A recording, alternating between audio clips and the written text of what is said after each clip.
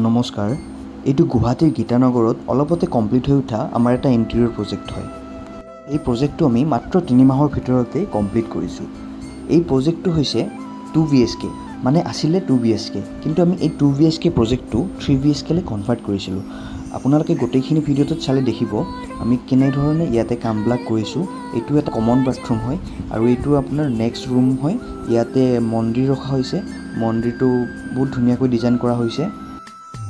আৰু ইয়াৰে পাছত হৈছে এইটো নেক্সট ৰুমটো, যিটো আমি 2 BHKৰ পৰা 3 BHKলৈ কনভাৰ্ট কৰিছোঁ। এই ৰুমটো আমি এক্সট্ৰাকৈ বনাইছোঁ। আহকচোন আমি এতিয়া আমাৰ ক্লায়েণ্টজনৰ ৰিভিউ এটা শুনো, তেওঁ কেনেকুৱা পালে আমাৰ কামটো।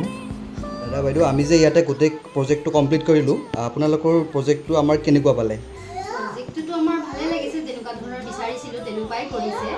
আৰু আপোনাৰ ডিজাইন আমি যি চুজ কৰিছোঁ, কালাৰ বা কিবা কিবি চব আমাৰ বিচৰা ধৰণে তেখেতসকলে কৰি দিছে। ভালেই লাগিছে আমাৰ কাম। আৰু আপোনালোকে বিচৰা সময়মতে কামটো পালেনে? বিচৰা সময়মতে কামটো আমি পালোঁ। আৰু যিহেতু যদি আন কোনোবাই অকণমান ভালকৈ প্ৰপাৰকৈ কৰিব বিচাৰে, তেতিয়া অকণমান সময় দিব লাগে। সময় দিলে নিশ্চয় ভাল ফিনিচিং ভাল হয়। তো সেইখিনি। তো আপোনালোকে আমাক 10ৰ ভিতৰত কিমান দিব বিচাৰিব? আমি 10 পাব। কাম যিহেতু ভাল কৰিছে আৰু বিচৰা ধৰণে কৰি দিছে। ঠিক আছে, থেংক ইউ।